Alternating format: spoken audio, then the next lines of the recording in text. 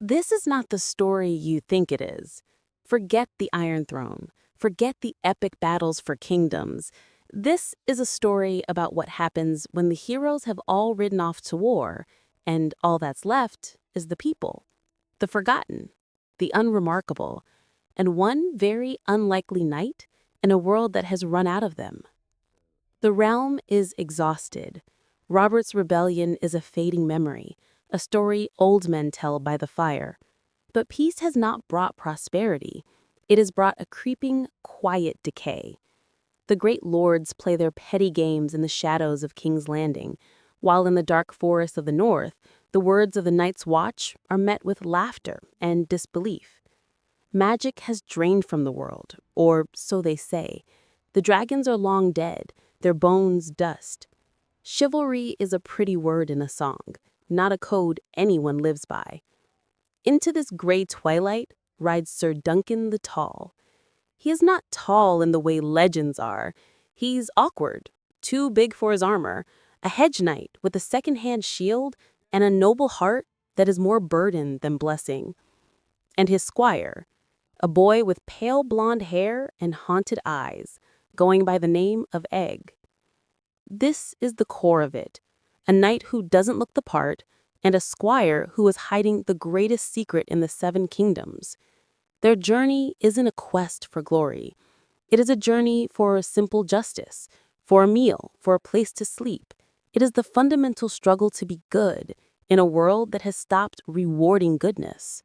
We see the small folk, the farmers, the innkeeps, the shepherds, whose lives are the true fabric of this era. Their struggles are not over crowns, but over harvests, over cruel lords, over the basic safety of the road. Dunk and Egg walk among them, and through their eyes, we see the fragile reality of Westeros before the storm. This is the calm. This is the last, long breath before the chaos to come. It's a setting where a single act of kindness or a single act of cruelty echoes louder than any war horn. Because in this intimate scale, we remember what is truly worth fighting for. Let's talk about this extraordinary pair. Dunk is all heart and muscle, guided by an instinctive morality he learned from a true knight he barely knew. He makes mistakes. He gets into fights he can't win. He trusts when he shouldn't. He is in every way the anti-Lannister. His strength is not in his sword arm, though it is formidable, but in his stubborn refusal to be cynical. He represents the ideal of knighthood that the stories promise, but the world rarely delivers. And then there's Egg. Shaved head, clever, sharper than a castle-forged blade. His secret that he is Aegon Targaryen, fifth in line to the Iron Throne, hangs over every moment. But the magic is in the dynamic. Egg is not just a prince, observing. He is learning. He challenges Dunk's simpler views, mocks his mistakes, but fiercely believes in him. He sees the knight Dunk is trying to become. Their relationship is the engine of the story, a found family built on bickering, loyalty, and unshakable mutual respect. It's funny, genuinely, warmly funny. Dunk's exasperation with his clever squire, Egg's insolent wit, it breathes life into the grim world. But their bond is constantly tested by the danger of Egg's identity. Every inn, every crossroads, every Hedge Knight tournament is a potential trap. A single slip, a recognized face, and their simple life vanishes. This constant, low-level threat of discovery creates a suspense that is deeply personal, far more immediate than any army marching. We're not worried about a kingdom falling. We're worried about this boy, this good boy, being ripped away from the only person who sees him as a person, not a prince. Their friendship is the fragile flame this whole story is built to protect. Do not mistake this small scale for a lack of consequence. The adventures of Dunk and Egg are like stones dropped in a still pond. The ripples touch everything. They cross paths with names that will define the future. A weary, insightful Lord Commander of the Night's Watch, who sees the true threat gathering. A quick-tempered, formidable Lord of Lannister Rock, shaping his legacy. A young, brooding heir to Winterfell, learning the burdens of rule. These aren't just cameos. They are pivotal intersections where Dunk's simple, honest morality leaves a mark on the great houses. He doesn't give them grand advice. He shows them through action what honor looks like without a political price tag. And then there are the whispers, the glimpses of the magic that hasn't quite left the world, not in fire and blood, but in the subtle, the strange, the forgotten. In the forests, tales of children who were not quite children. In distant corners, rumors of objects with a power that feels alien.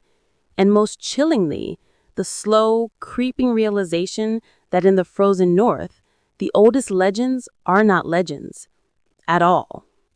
The wall is not just a border, it is a lock, and the key is turning. While the South worries about succession, a deeper, older enemy is stirring.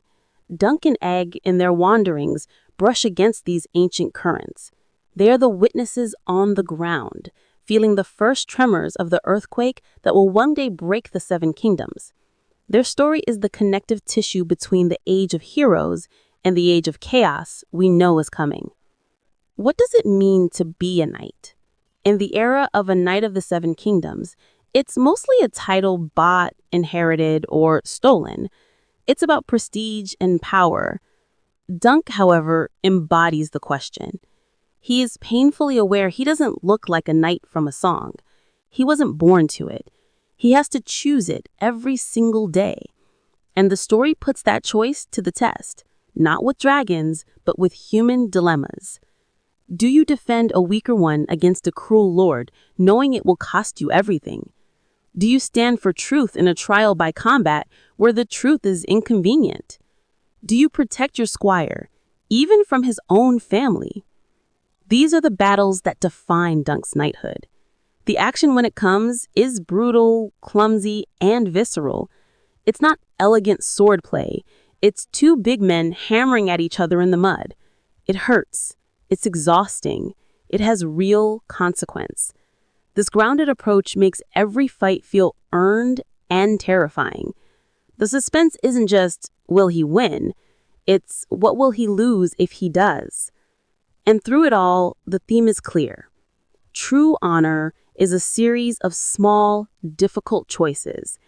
It is Egg watching, learning, internalizing this raw, unpolished version of goodness.